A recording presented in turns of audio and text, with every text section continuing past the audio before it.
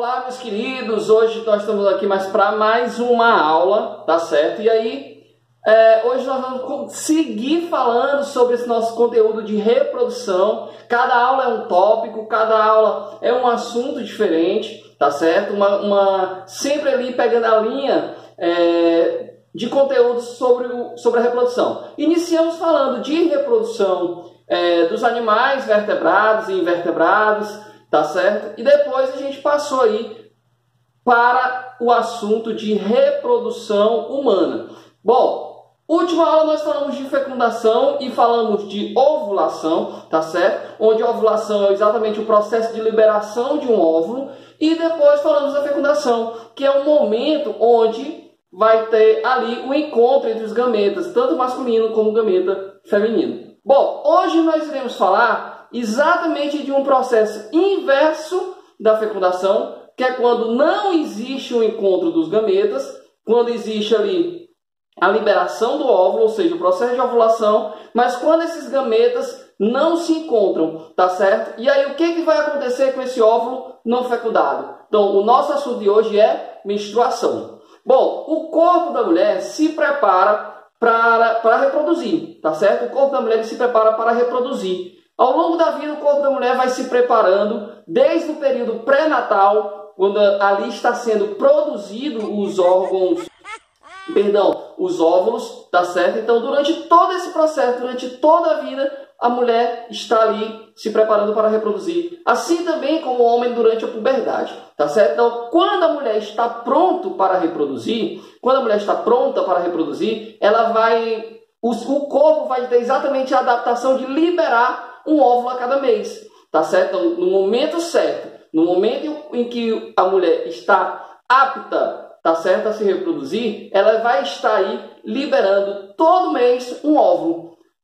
Mas nem sempre esse óvulo ele vai ser fecundado, seja pelo fato de não ter havido relação sexual, como também pelo fato de estar utilizando métodos contraceptivos, que é assunto da nossa próxima aula, tá certo? Então, esse óvulo não fecundado, ele tem que ter um destino. Esse óvulo não fecundado, ele não fica dentro do organismo da mulher. Então, a partir disso, do óvulo não fecundado, ele necessita ser expelido, tá certo? Ele necessita se retirar do corpo da mulher. E aí, o óvulo, algumas células do endométrio e também, juntamente com o sangue venoso, vai ser liberado, vai ser expelido desde o útero, passando pela vagina para o ambiente externo da mulher, tá certo? Então, o que a gente tem é a liberação do óvulo não fecundado, a liberação de células do endométrio e também a liberação de sangue venoso. Tá certo? E esse processo de liberação do óvulo, esse processo de liberação das células do endométrio e esse processo de liberação do sangue venoso é o que a gente chama de menstruação. Tá certo? Então, esse é um processo. O óvulo não fecundado, ele precisa ser expelido. E quando ele é expelido, acontece aí o que a gente chama de menstruação. Tá certo? Bom, a menstruação vai durar aí mais ou menos 3 a 7 dias, tá ok? Então, durante 3 a 7 dias é o processo. Isso não é uma regra. Algumas mulheres têm 3, outras mulheres é 7. Quer dizer que quem tem 7 já tem algum problema? Não, tá certo? Então, algumas mulheres têm 3, outras mulheres 5, outras mulheres 7. É uma média de 3 a 7 dias, tá certo? E a menstruação não tem jeito. Durante toda a vida fértil da mulher, ela vai estar sempre liberando o óvulo, ou seja, está sempre ovulando e vai estar sempre menstruando a partir do momento que esse óvulo não vai ser fecundado, ou seja, não vai acontecer aí a união, a junção do gameta masculino com o gameta feminino, tá certo? Então, vai acontecer esse período de menstruação, esse período de vida fértil da mulher acontece mais ou menos entre 12 anos até 40 anos, mas volto a dizer, isso também não é uma regra, tá certo? Existe adolescentes que acabam tendo esse processo de menstruação, de ovulação e liberação do óvulo um pouco mais cedo, com 10, com 11, tá certo? E existe mulheres que vai até um pouco mais do que os 40 anos, tá certo? Então isso não é uma regra, mas é uma média, tá ok? Então, ó, o período de menstruação, ele tem alguns sintomas que pode ser percebido pelas mulheres, tá certo? E algumas vezes até também pelo homem. Bom, qual é?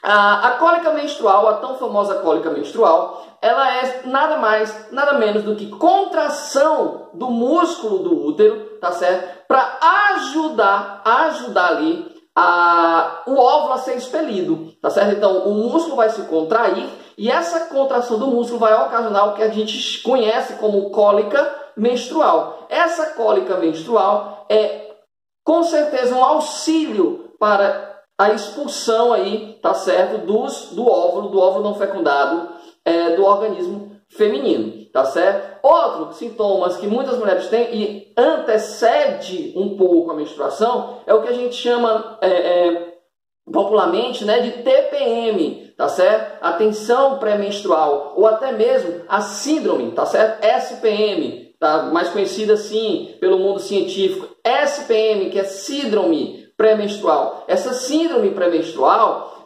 vai ocasionar o quê? Vai ocasionar algumas mudanças de humor, tá certo? E aí, onde eu fiz a minha brincadeira, que muitas vezes o homem sente, tá certo? Que a pessoa que convive faz sentir que aquela pessoa está tendo uma alteração de humor. Mas aí, o que é isso? O que ocasiona essa alteração de humor? Simplesmente essa produção de hormônios. Durante o ciclo ovariano mensal, também conhecido como ciclo menstrual, a mulher passa por uma crescente e uma decrescente na produção de alguns hormônios. E essa alteração na produção de hormônios vai ocasionar, sim, poderá ocasionar, sim, uma alteração de humor, tá certo? Uma alteração aí de sentimentos, de comportamentos, tá certo? E mais uma informação que a gente vai trazer para vocês é sobre o ovário normal, mas vocês já devem ter ouvido falar sobre o ovário policístico. O que é isso, ovário policístico? O ovário policístico